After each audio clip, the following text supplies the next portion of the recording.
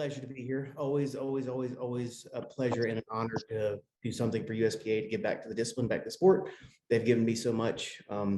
They've allowed me to grow as a human being. They've allowed me to reach my goals in life and get to where I'm at. And if it was for USPA and their constant support of competition, obviously, I think nobody would know my name anyway. I don't think people know my name too much anyway.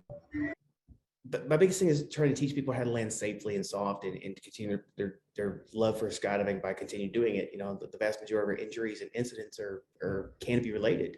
And fortunately, no matter what we want to do in our sport, either swooping or freestyle or relative work, or no matter what, we all ended in, like George said, we all ended in a canopy flight. So my biggest thing is trying to make people safer. And the question is, how do you make them safer? And honestly, I believe at the bottom of my heart that the way you make them safer is to make them smarter. You'd be surprised at how many people don't know how a parachute actually works or how it flies and how it operates. Most people know if you pull one toggle down, it goes one way, pull the other down, goes the other way, pull both of them down, you're supposed to not hit the ground really hard. But I mean, there's really not a super defined push in the basic side for canopy flight knowledge. And the reason being is because it's so much information, and that if we gave all of our younger jumpers all that information all at once, they jump at the airplane, the first jump, and their heads would probably explode. I mean, it's just a massive amount of information. And so for that reason, I commend the USPA for promoting the canopy courses, and I commend them for doing the B license information, the canopy proficiency card. I commend them doing that. I encourage people all the time also that don't wait until it's time to get your B license to do your canopy course. I think some of the best people I have in the courses and some of the best progressions are the people who have just get off supervision and go straight to the canopy courses. They just get their hot and pops done and go straight to it. So how do we make people safer? All right. First of all, we make them smarter. How do we make them smarter? We do classes, we do seminars, we do courses, we jumps and practice and coaching, whatever. And all that really doesn't mean a whole lot if we don't deal with something that's really honestly in the back of our heads, and that's fears. My goal is when I do canopy courses, I try to eliminate as many fears as possible, or try to understand the jumper themselves. And when I have a jumper and I talk to them and try to get to know them and see how they react, I'll talk about all right, at this time we're going to jump in the airplane and we're going to loose our chest strap, and you can hear in the air, you get when you talk about that, or when they hear the 10-minute call, the 10-minute call goes and you can hear heartbeat stop, or the big deep breaths, or because the vast majority of us when we first started out, same thing, we were under canopy. And the last 30, 40, 50 feet of our canopy ride was our hands up in the air with our toggles going, oh, please don't let this suck. Please don't let this suck. Please don't let this suck. And so I try to address a lot of the fears and why we're scared of what we're scared of and how to get over them. I tell people there's certain fears under canopy that we should have. There's debilitating fears though. As far as the biggest fears under canopy, there's a study done in 1996. It was a study of fears, and basically what it's based off of was, what are our biggest fears? Well, the biggest fear is the fear of the unknown. That's just bottom line. The biggest fear is the fear of the unknown. And a lot of times we don't know what we don't know. And when we don't know things, it makes us even more scared. So one of the biggest fears under canopy is actually collision. That's the number one. And when we have these fears, I tend to ask people, what is the fear and should we have it? Is it a fear that we should have or shouldn't have? And the fear of collision is absolutely 100% yes. We should always have a fear of collision. At 34 jumps that I got in a canopy collision, all these teeth right here, these beautiful teeth are fake. They're courtesy of the U.S. Army dentistry. I got all my teeth knocked out on a canopy collision at 34 jumps, and it was a bad day.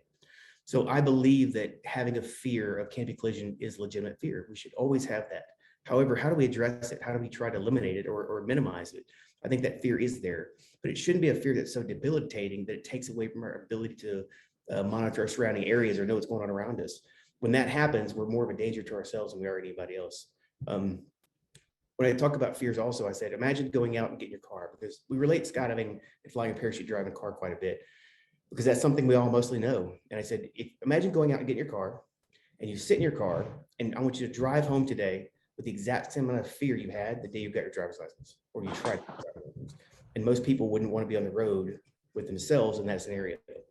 Unfortunately, that's how some of us fly our parachutes. We fly our parachutes with a fear of the unknown and so scared around us. And so we have so much stuff going on that we actually can't learn.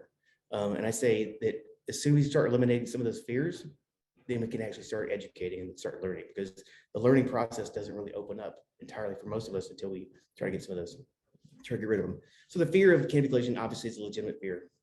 We get rid of that by proper training, by education, by studying, by watching videos, by learning how it happens and why it happens and how to avoid it, properly clearing our airspace, knowing where the other jumpers are at all times, knowing what our parachutes do before we actually pull the toggles, how they're going to input and how they're going to respond. But also some of the other fears, one of the other biggest fears is, oh my goodness, what else is going on here? I got a poll going to pop up my thing. I'm not sure how to do this. I'm going to end poll. One of the biggest fears also is how hard or soft I'm going to land, and that's one of those fears that we really shouldn't have. If you're getting on the plane or under canopy or whatever you're doing, and you're not really sure if you're going to have a hard landing or a soft landing, that's not a good thing. And I tell people in a joking manner that when I do canopy courses, I said, after my third or fourth jumping course, I promise you this: if you do what I ask you to do and you focus on the proper technique, you should never be as scared of a landing again. And if for some reason you're scared of a landing, then you're not gonna be able to focus on anything else. So that fear of how hard or soft you can land shouldn't actually be a deal. The other fear is, where am I going to land at? So the three biggest fears are collision, how hard or soft I'm going to land, and where am I going to land at? And where am I going to land at is something I tend to address in some seminars at drop zones or safety days quite often, where you'll have a drop zone and the spot will not be so great, or something will happen, so it'll take a long time to climb out, and they'll open it up. And the first thing they do is go, where am I going to land at? Well, the thing is, that should never be an option. You should never, ever have a student or a jumper under canopy going, where am I going to land?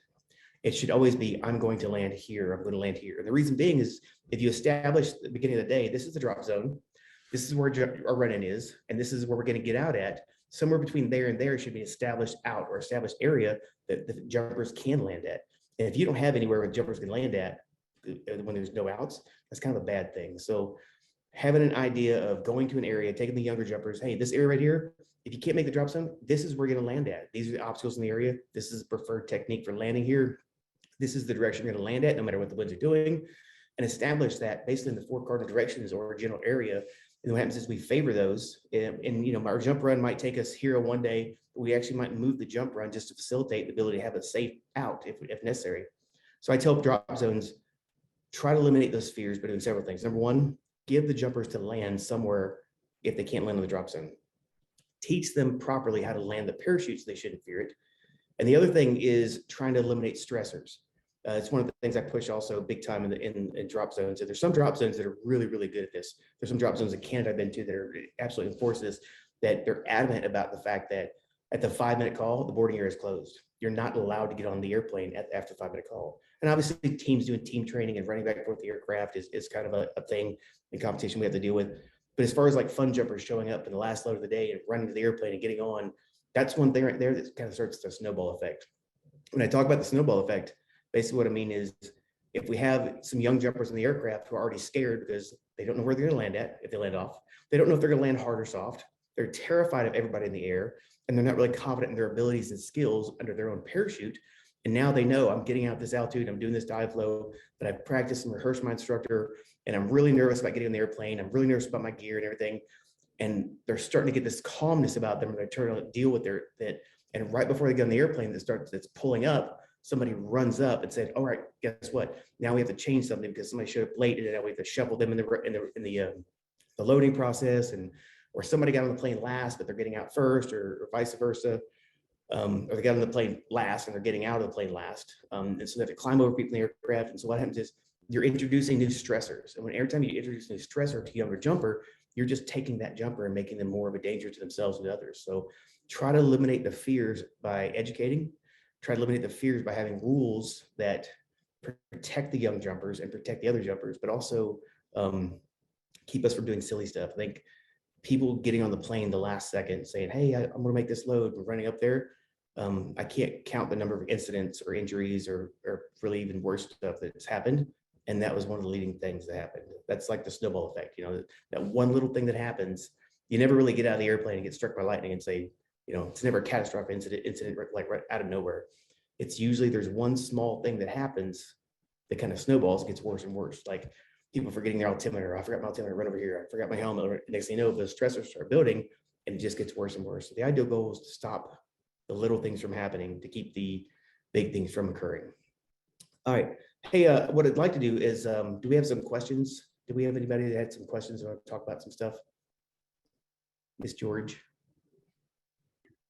We don't have any questions in the chat so far. So folks, if you have questions, feel free to enter them there.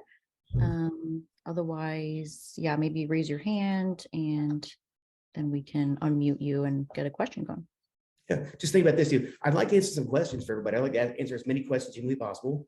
But at the same time, I would try to keep your questions respectful as far as like, if your question is going to take an hour to answer, probably not the best question. Like, please don't ask me how I like, how do I get out of Canopy collisions or things like that. It's going to be way too difficult, way too long to explain. But if anybody has any question or anything I can talk about, please, by all means, feel free to bring them up. I'll give you a few minutes to like bring up some little courage there to throw your hands up or whatever. So we have a question from Aaron. I think that's how you say the name, Aaron, that says, curious for tips regarding landing when trying to get a pro rating. So tips towards working on your pro rating. Wonderful question. I love the pro rating process. I love the fact that people want to do it. And some people want to do it for the process of making money doing demos. And when they get, when they're skydiving, to try to get back some of those funds they spent, obviously, the massive amount of funds it takes to learn how to skydive for some people. But the pro rating itself is a program that I recommend everybody do. It's just like, it's more advanced B license stuff is what it is. It's basically, it's more knowledge. Doing a demo into an area is fine and dandy, whatever, but accuracy itself is one of the long lost traits of skydiving. Back in the day, accuracy wasn't that big of a deal because we had 7-cell canopies, we had 5-cell canopies, we had 7-cell canopies. When you have a parachute that has a glide ratio of a 2.2 to 1 or 2 to 1, and it doesn't have that 3 to 1 glide ratio, they don't really cover a lot of ground. And when they don't really cover a lot of ground, it's actually easier to be accurate when you can't travel a lot of ground.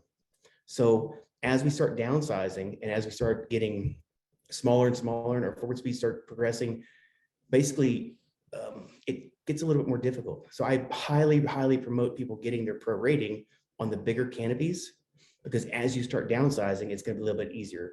Number one thing I tell people is like, whatever parachute you're using, it'd be nice to have a pro rating on it, but it's easier to get a pro rating on the bigger parachute that you just got rid of. So I recommend people upsizing when getting pro ratings. I recommend people jumping 7-cell canopies or canopies that are actually meant for accuracy. Now, one of the things I have about accuracy is I always have an issue with people trying to land on a dot, trying to land that little bitty that small dot. Well, the thing is, if you have more forward speed than you have downward, it's hard to land on that dot. Some people tend to do more extreme things in order to do so.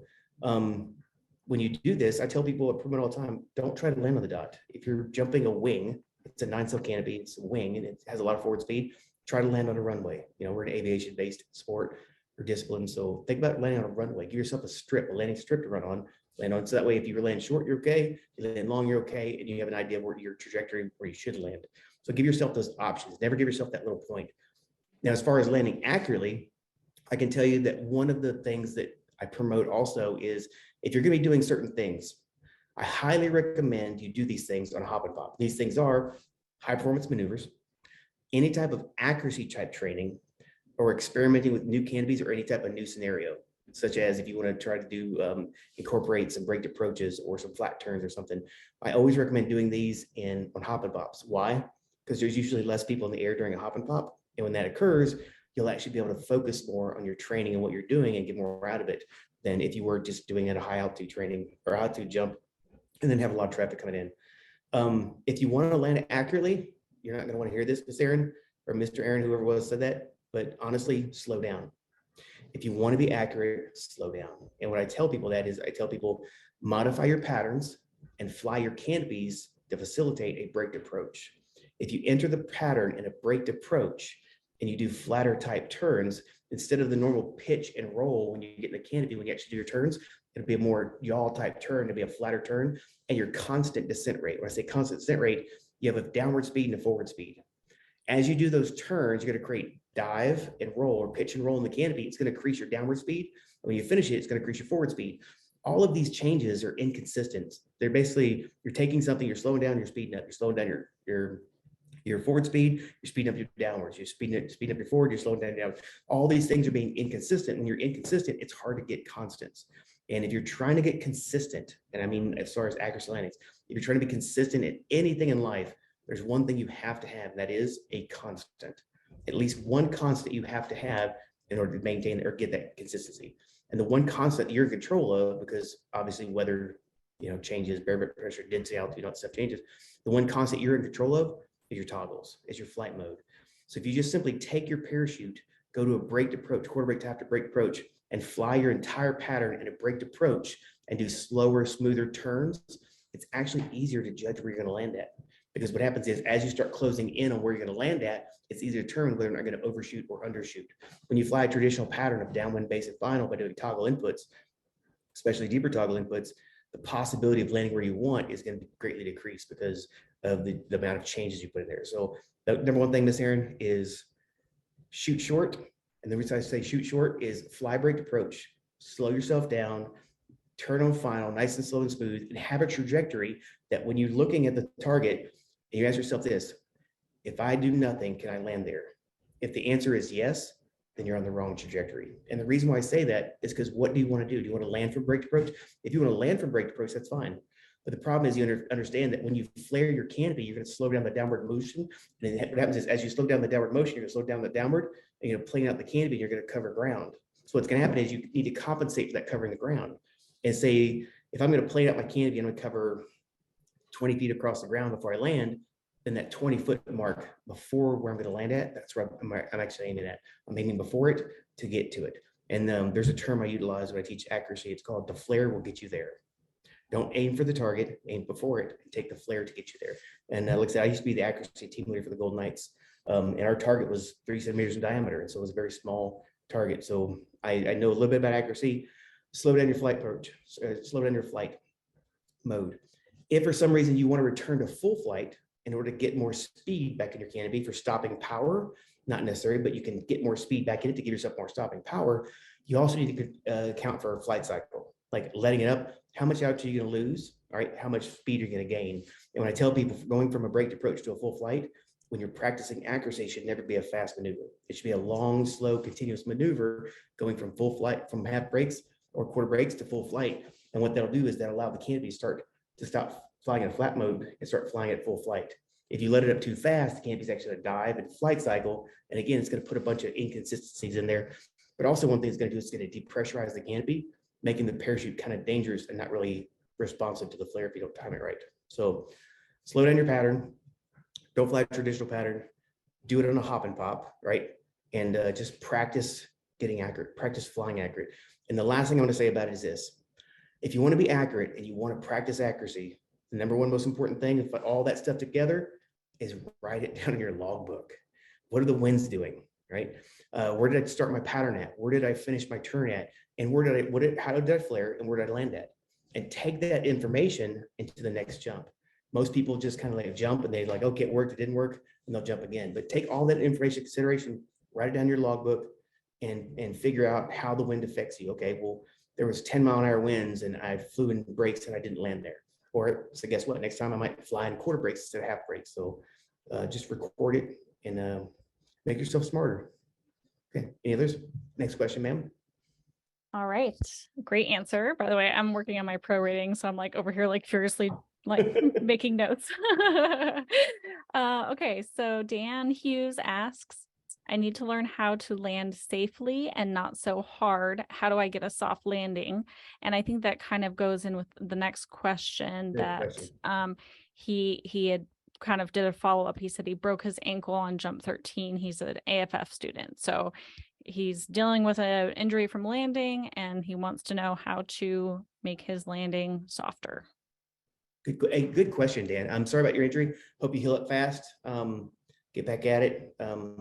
Some of the best skydivers in the world, most of the best skydivers in the world, I don't think you'll find too many world champions or really good skydivers who've skydived a long time who've never been hurt. Some of the best ones have been hurt and bounced back, so kudos for you for sticking around and trying and keep going. How do I get a soft landing? Well, think about when flying a parachute, every canopy course you ever go to, everybody teaches canopy training will have a priority of landing. The priorities of landing are very important for us. And they kind of keep us safe. The number one priority of landing is to land with the wingtips flat and level. What that means is if my hands are flat and level on the horizon, that means my wingtips will also be flat and level on the horizon. As long as I don't have any pitch or roll in the canopy, roll being the most dangerous. If I have roll in the canopy, you're going to have pitch. So if I have some roll in the canopy, the dangerous thing is my canopy is going to exceed speeds faster than if I just didn't do anything. So sometimes flying your canopy in a full flight, and I'm not telling you to do this, if you flew your canopy in a full flight and didn't do anything, your landing would be hard. But if you flared your canopy with an asymmetric input or lack of symmetry in your hands, and you had roll in your canopy while you flared, so that's going to be actually more likely that's going to be harder landing than the other ones. So flaring your canopy obviously is very important. Knowing the altitudes, probably the hardest thing to determine is altitude. But number one part of landing is land with your wingtips flat level, right? Another one is land free of obstacles, right? We don't want to land near obstacles. We tend to land near obstacles. We tend to like do more extreme things or silly things, and we're kind of abandon technique. The other one of our prior landings is flare to at least half breaks. The vast majority of our canopies are designed so that we go to half break settings, we should stop or slow down our downward descent enough so we not get hurt. So there's two types of speed we're kind of dealing with here, Dan. Two very major speeds. Number one is our downward speed, right? And the other one is our forward speed. We have a horizontal, we have vertical speed.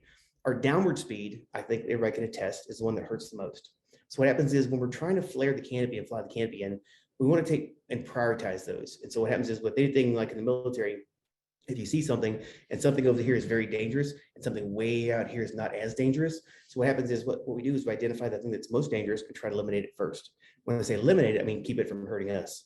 And so with flaring a parachute, the thing we want to focus on is prioritizing stopping the downward speed.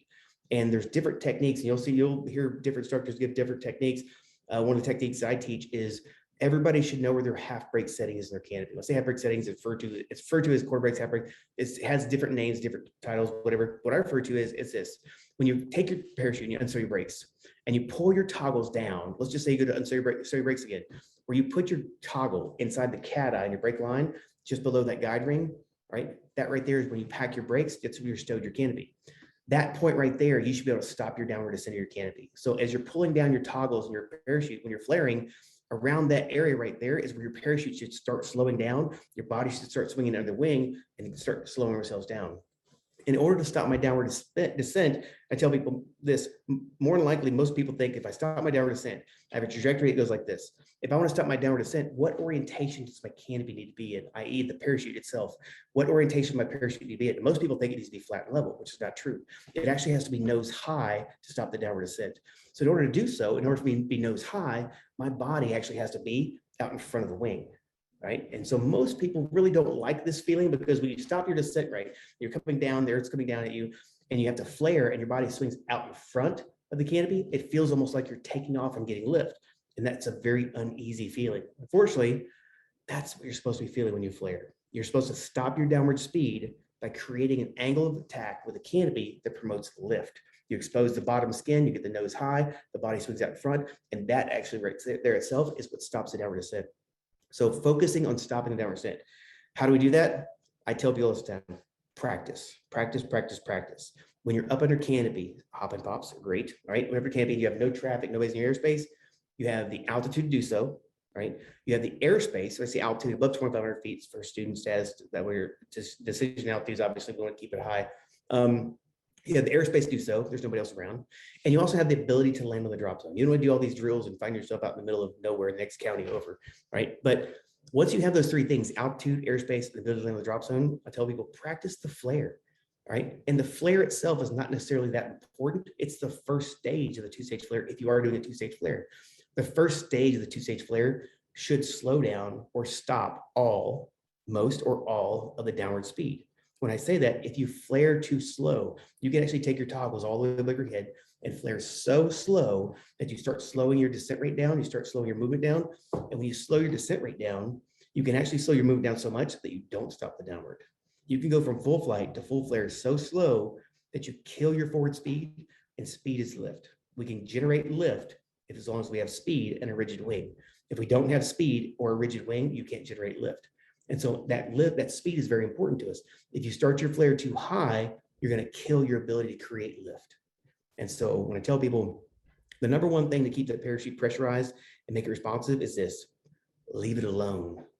Leave your parachute alone, allow it to fly fully pressurized and rigid wing so it's responsive. And at a certain altitude, you need to stop your downward speed. It's going to depend on wing loading. It's going to depend on your type of canopy, your size of canopy, all this. But also one of the most important things is up there in the air, practice flaring to at least half brakes. Practice flaring so you feel your body swing out in front of the wing. Because if you're flaring to half or a little bit deeper brakes and you don't feel yourself swinging out, that means as you're coming into land, you're still descending and you're going to hit the ground hard. Now, how much downward speed do I want to stop? Ideally, all of it. But then what do you have to deal with? You have to deal with the forward, right? Our body is designed to take more forward speed than it is down, because we're coming down fast and forward. We have to PLF. If we're coming forward faster than we are down, we simply slide. Right? As we start generating more speed, more forward speed with our 9-cell canopies or our smaller wings, we start getting out student status. The PLF starts becoming a little bit more outdated, because now we have more forward speed than we had downward, and now PLFing is not a good option. We actually need to master the art of sliding as well. Sliding is a very, very fine art. And I tell people some of the best tandem instructors are some of the best people to demonstrate the proper slide. If you ever see a tandem instructor come in and he slides on his feet like a barefoot water skier, slightly bent legs, kind of leaning back for a long, long period of time, and he just lands nice off his butt, those people right there are the people you want to emulate when it comes to learning how to slide. Not the people who point their toes straight up in the air and dig their heels in and there's grass and ruts flying around them. But the individuals that actually softly slide in, those are the perfect examples of how to slide. But those people can't slide like that unless they swing the body out in front of the wing and get that student's legs up as well. So the most important thing, Dan, is stopping the downward speed effectively. And I tell people aggressively is nice, but also don't do it too high. Because if you do it too high, if you try to stop it too high and you hold it, that can't be a flight cycle, and then we have another world of problems. When I tell people the 2-stage flare is a little bit different than the 1-stage flare, the 1-stage flare or single-stage flare is what we teach in the student progression. And what usually happens is we start from system height, which is the bottom of the feet, the top of the canopy, general rule of thumb. But an aggressive 2-stage flare or 2-stage flare starts from about half that altitude. So starting your 2-stage flare too high is a bad thing as well. But practice. The first stage of the 2-stage flare as many times humanly possible. And when you get comfortable stopping that downward speed, then you can worry about the forward speed, because the forward speed we can deal with all day long. We can slide properly. We can even walk out the landings, or even in high winds. In high winds, I'm gonna say something that you don't really like. It's not a crowd favorite or fan favorite. In high wind scenarios, you don't have to finish the flare. If you flare aggressively and properly, that first stage, you can actually stop your forward momentum with the winds and not necessarily finish the flare. As a matter of fact, if you finish the flare, you're basically putting the canopy into a stall. So I would say practice flaring the first stage, the 2-stage flare, practice feeling that oscillation and getting confidence in it. Again, hope you get healthy soon and get back at it.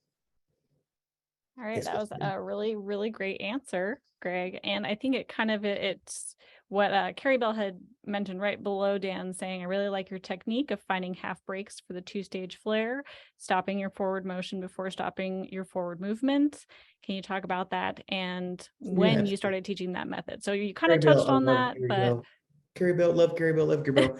Hi, Gary. Let's say this, back at my age, long before I came around or whatever, and I didn't invent parachute, didn't flying a wing, whatever.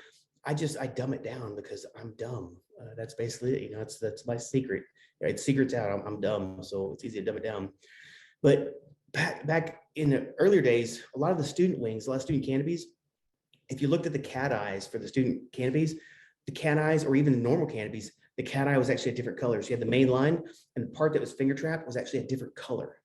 And actually helped the students realize that like what they were looking at. And so I tell people all the time, I go to drop zones and I look at their AFF program, I look at their canopy progression and how they teach flying parachutes. I do tandem canopy courses, and I do a course where I go evaluate their AFF program. And I look at them like, all right, check it out. You've got this many parachutes in your student progression, and this is your first 5 or 6 parachutes, and your brake line length for these parachutes are about this long. And you have a hanging harness over here. Number one, do you have toggles on it? Is your resistance on your toggles when you're pulling them down about similar to that of your student rigs? Is your brake line linked? Do you have a cat eye up there in your hanging harness that mocks your student rigs? If not, it's kind of like, everybody has riggers on the drop zone to be able to do that, but it's kind of like half butting, half arsing, how do we say it, training.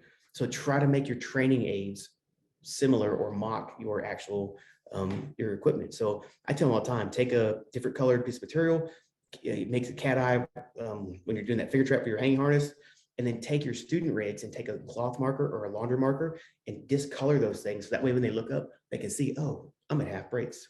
Why is half brake so important? There's several things we talk about in our student progression.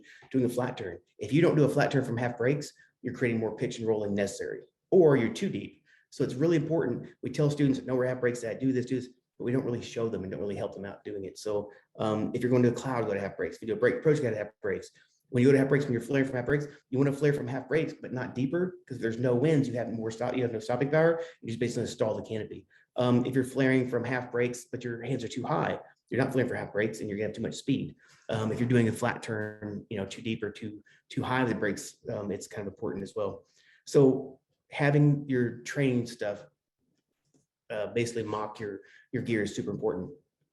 Knowing where half brakes at, I tell people all the time, the most important, bar none, flight mode you have to know is and it's a survival skill. It's one of basically the first survival skill that I teach in my B license course.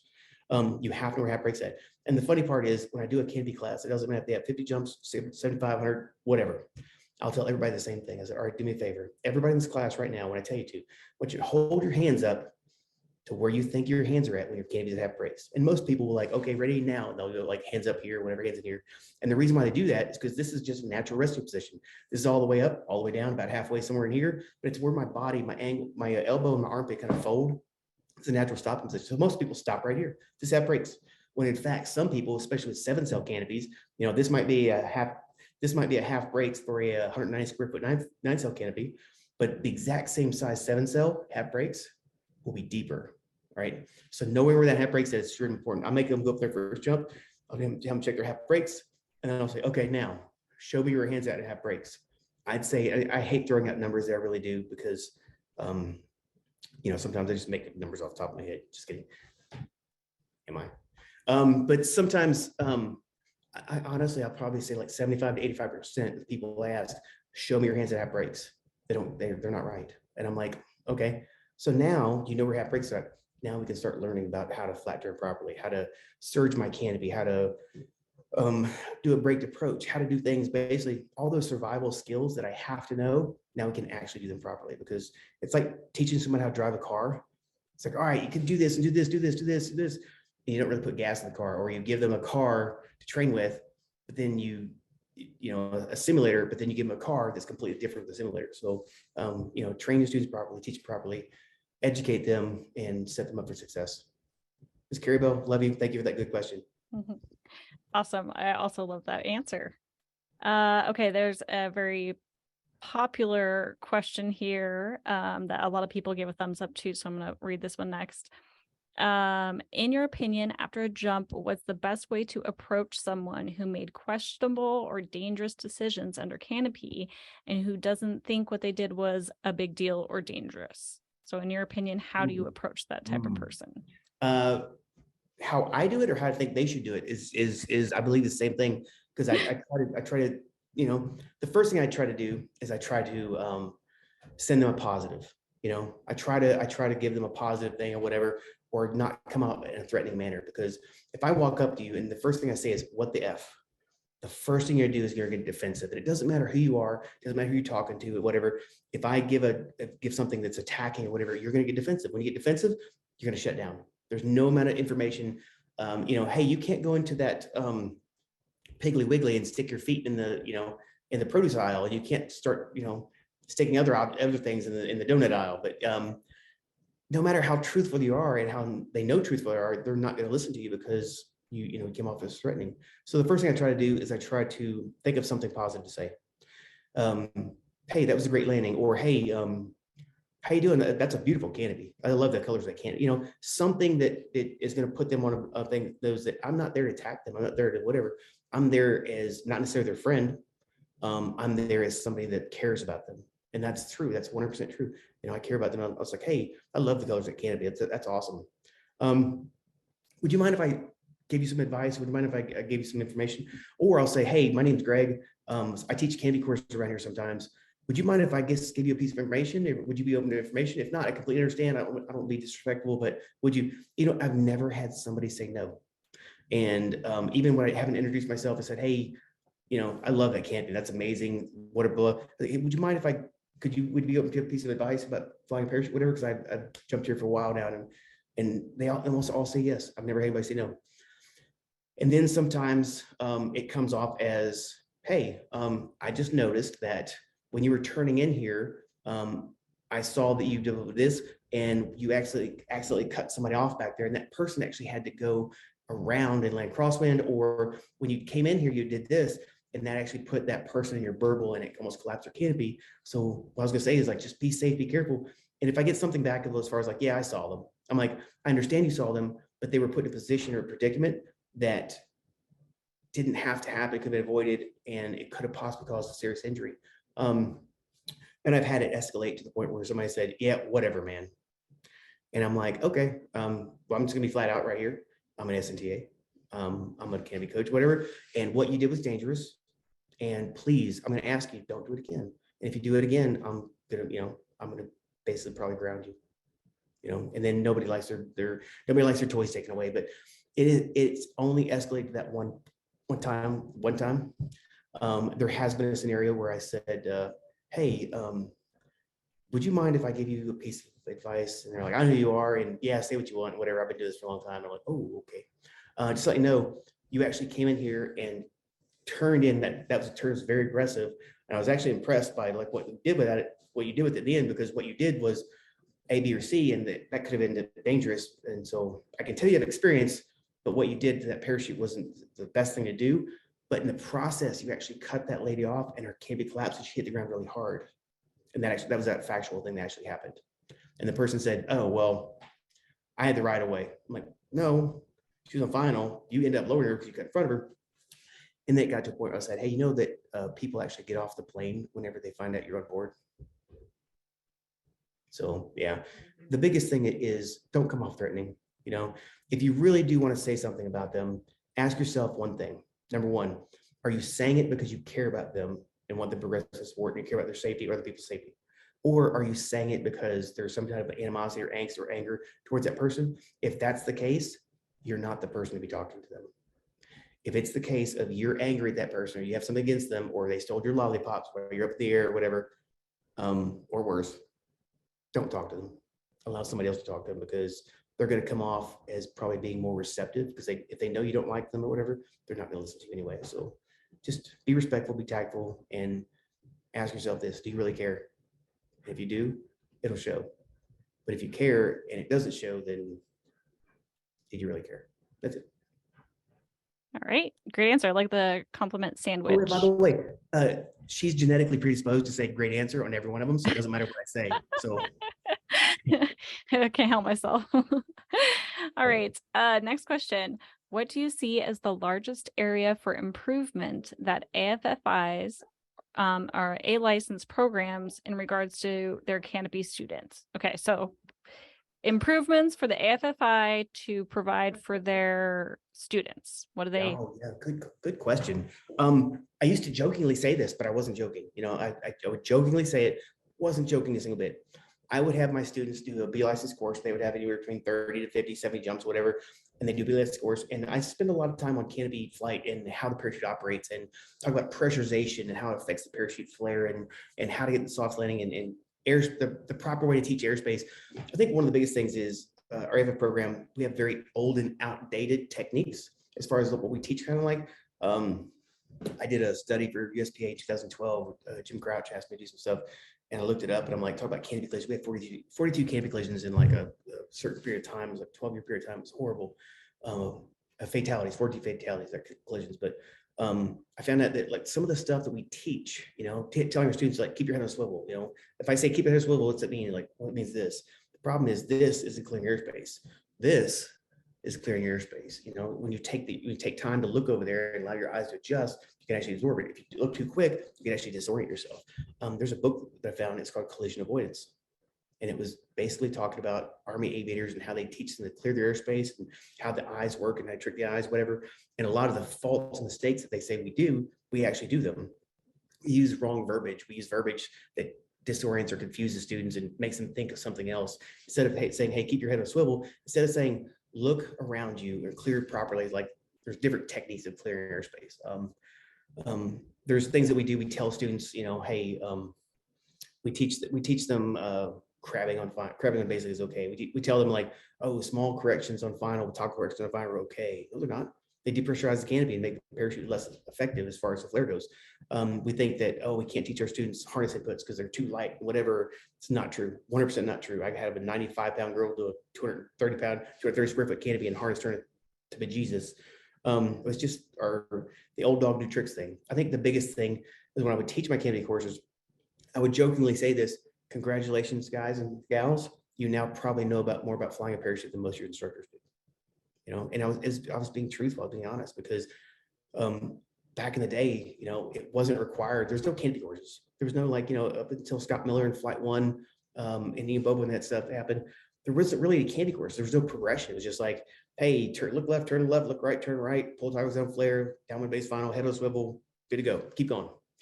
And there was no progression, and we didn't realize how dangerous we were. We didn't realize how much we didn't know, and it got really bad for a long time.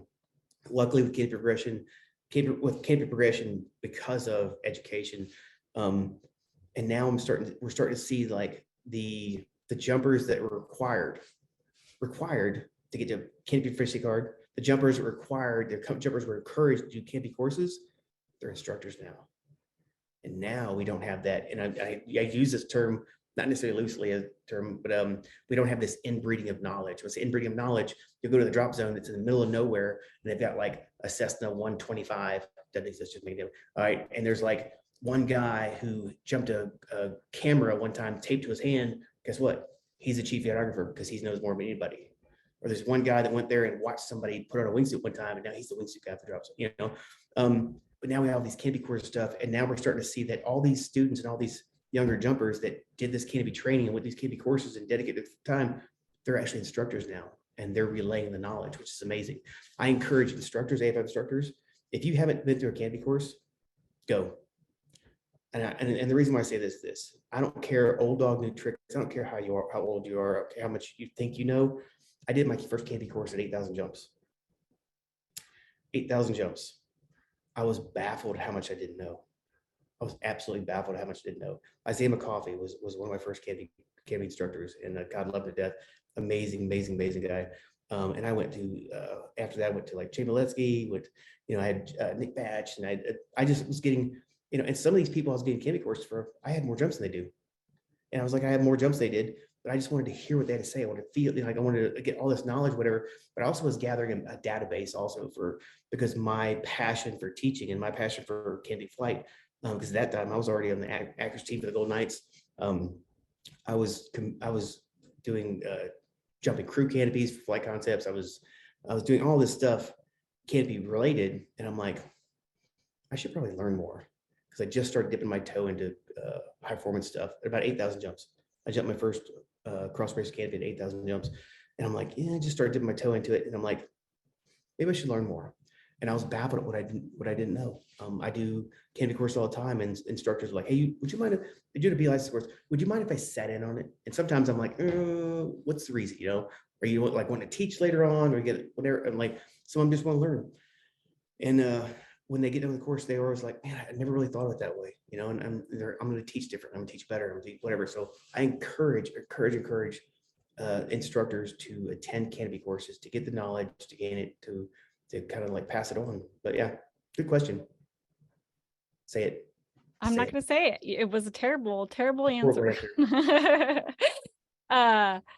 No, I'm definitely guilty of that. I got my AFFI rating way before I had taken a canopy course other than my B license canopy course. And it took me a while to go, oh, there's still things that I need to learn, so, and still learning. All right. Another question from an instructor. I'm going to shorten the way they wrote it out, but basically when you have a lighter student, and everyone's progression towards the downsizing, when they're around 50 jumps, some instructors prefer them to be on, closer to a 1-to-1, but with these lighter students, if they're 150 pounds, Yeah. 101 is going to be a smaller parachute.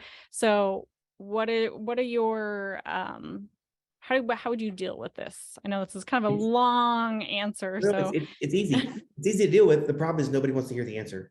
They really don't. You'll have some drop zones that have very limited supply of gear. So like downsizing, they can only go so far. I tell people, I had people fill out these flyers, these questionnaires when I do camping courses. And one of the things I ask people is like, all right, you had your first jump, and then now you're here at 50 jumps. How many times you downsize? And I would tell people the average time in the US, the average number of times in the US, if it wasn't a super heavy guy, super light person, and the drop zone had a decent amount of super rigs, how many times have you downsized between jump number 1, jump number 50? And the average time was 5. I've seen up to 7, but the average time they downsized was 5 times. The drop zone gives like the biggest parachute as possible. And, all right, you're good to go. You're done jump at 4 or 5, whatever. Go take that and give it to the new guy, and you're gonna go on. And there comes a point where like, all right, you stood up that canopy like 5 times in a row. Good job. And you jump this one 10. You're like, go stood up like most of them. Good job. And the problem is we set their students on this pace of downsizing. It's this rhythm of downsizing that when we kick them off of student status, we send them out there in the world on their own, they think that this pace of downsizing is okay. With smaller people, here's the answer you're not going to want to hear. Whenever we have smaller individuals and we don't want to violate a 150 because it's a high performance and whatever, we don't want to have a 1-to-1 and whatever. Why do you want them to have a 1-to-1? Why wasn't a 0.9 okay? Why isn't a 1 okay? And the thought process is this. Well, they get tossed around in higher winds. Well, guess what? Maybe that person's wind limits isn't everybody else's. And we need to start identifying that fact that, hey, these are safe conditions for a student, but they're not anymore. Well, that's not the case. Some people, and I had a person that did this. I had a person that during light winds, they had a really hard time landing because they couldn't process the fear. And my brain said, hey, you know what? Here's your two answers. Number 1, jump a bigger parachute. Jump a bigger parachute, fly slower, so you can process the information. That's the number 1 recommendation. My other recommendation is this: have wind limitations. And they're like, oh, I do. If the winds are over 12 or 13, I won't jump. I was like, how about this? If the winds are under 5, how about you don't jump? Have the ability to use those things in your favor. But if you're having to use the meteorological conditions or stuff like that as a crutch, the book answer is to upsize. When I tell people, it's like, hey, if a 150-pound person, human being, not why it's always said girl. There's a bunch of 150-pound guys out there too. There's a 150-pound person, and this person is really light, get tossed around, whatever. Well, guess what? Maybe there's certain days that person shouldn't jump for their own safety.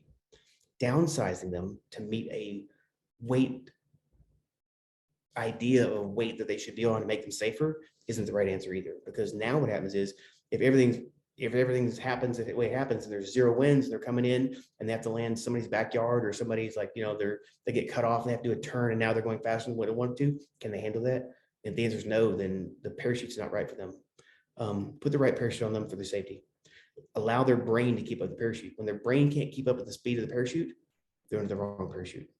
And again, they're using the wind idea as don't let them jump in light winds as a crutch, but don't let them jump in high winds. The USPA, the US, not gonna be actually is the US, I think, is one of 2 countries in the world, 2, that has no wind limits for licensed skydivers. And I think that's ludicrous. So you tell anybody else, go to the French Federation or the Australians or which are amazing, and the Brits who just like capitalize on safety. They just pre-safe. They all have wind limits.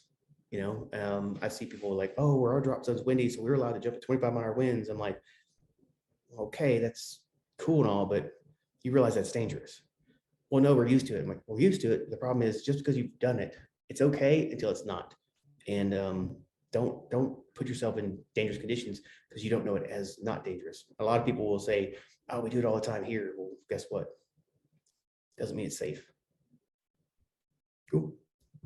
I really agree with that question. I'm trying not to say great answer anymore. I really agree with your answer.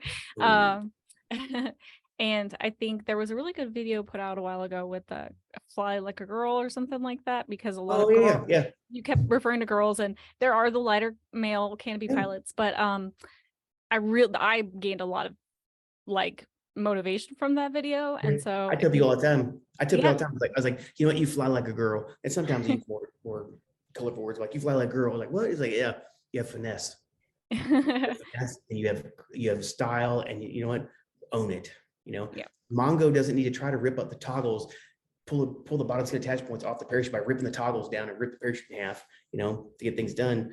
Women just have this finesse about them that they fly the parachute, land parachutes, and they're just naturally talented. See Allison Ray from Performance Designs and Laura Golly, actually Laura Evelyn now did that video. It was wonderful to watch. Yeah. So if if anyone in the chat hasn't watched that video, I highly recommend, especially if you're coming across a student who is a lighter student, and the pointers that you want to give them to progress their canopy flight safely, with knowing that going into their career, they're always going to be faced with this, wing loading issue and safety and that sort of thing. So highly recommend that video, and I appreciated your response to that question. Thank you, I appreciate you appreciating me. All right, next, Bella, and we do only have about 7 minutes left, so I won't get all of the questions in from the chat. I'm trying to get through them as much as we can, but again, 5:30 is kind of our 1 hour cutoff. But this video also will be posted to the YouTube Live. So everyone who's in this chat, go to the USPA Facebook page and you'll be able to access this video. And then we might have to have Greg back. Yeah, I also did something earlier during COVID. I told people, it's like, hey, send me ideas for videos. And one of them was like flaring canopy. One of them was spins, canopy spins. One of them was, but there were a bunch of different things, confidence, fears. I had people like, hey, send me ideas. And what I'll do is I'll produce videos and put them on my Facebook page, Superior Flight Solutions is the name of my company. But I'll post these videos as like little short 5-10 minute videos for your knowledge. So if anybody has any information or stuff like that, please feel free to send me stuff on my Facebook page, Superior Flight Solutions. Just send me a message saying, hey, could you post a video on this? And what I do is if I get enough like response, whatever, I'll try to make quick little videos for people for education purposes. They're great little things for safety days. Just plug and play for a safety day if you don't have a bunch of people wants to make a bunch of people want to talk, whatever. But yeah, just hit me up with questions, and I would be honored to answer them. Yeah, and the ones that we don't get through today in the chat, I'll send them to you, Greg, and hopefully maybe you can address them at a later point. You're doing a poll, right? Yes, there is a poll. I would absolutely love to. I probably too. I'll guarantee I'll do this. Okay, cool. So let's squeeze in one more question here. This came from Bella, and she said, where did it go? She said that you, in regards to downsizing and trying out new canopies, how often do you recommend doing a canopy course, like a full-on canopy course that coincides with the downsizing of your parachute? Good question, Miss Bella. I feel like canopy courses are there to entertain the instructor. No, everybody flare day. I feel like they're there to educate. However, I think the crutch, and I'm hesitant in saying this, but I'm going to say it anyway. I think the crutch people feel as though they can't progress until they get the next course. They can't, and some people are just like, hey man, you got any of them their canopy courses? Because they're addicted to them. They got to have them. It's great. They want to learn. But a canopy course shouldn't meant to go, hey, here's A, B, and C. Come back later for D, E, and F. Subscribe now and you'll get, hey, the best way to have a soft landing is pay this much more money and I'll tell you next week. I don't agree with that. I don't like it. I don't like the programs or whatever. Now there's some programs that are like, hey, we're specifically designed to work with these people. If you're doing high performance, these people, if you're doing this more, obviously the Flight One has some great programs. Alter Ego Project, absolutely love them. Love those guys to death. They're some of my closest friends. All of those guys. We're business. We're challenging each other. We're doing this, whatever. But at the same time, we're all close friends because we all have the same goal to try to educate and keep people safe. I would tell you this, the information you learned in a canopy course.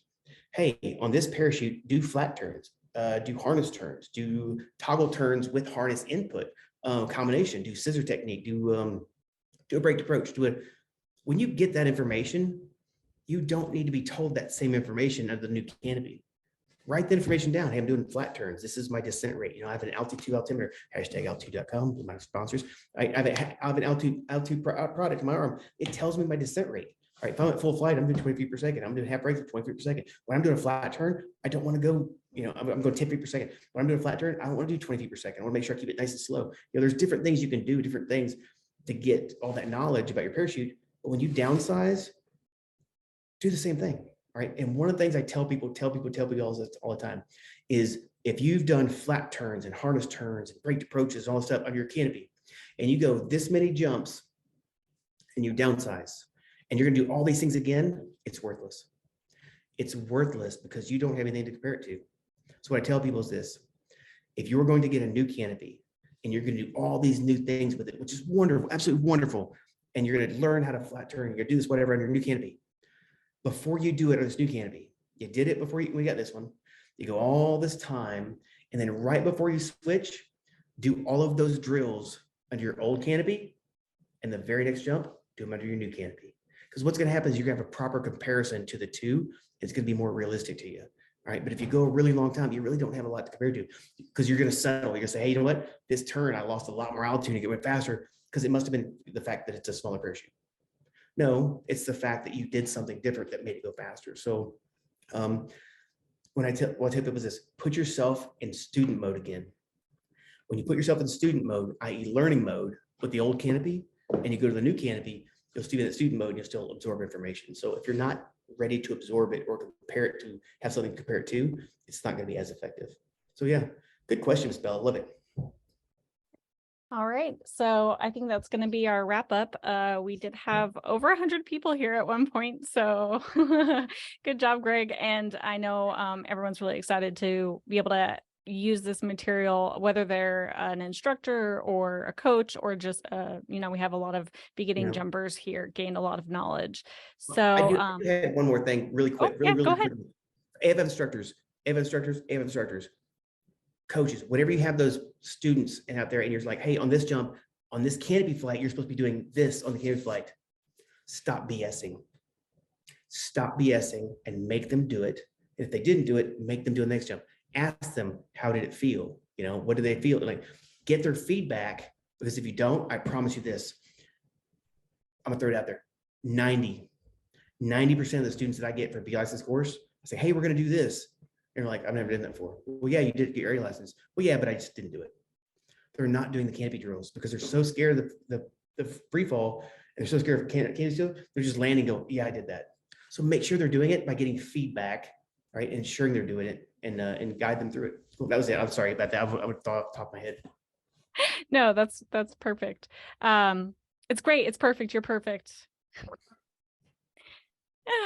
All right.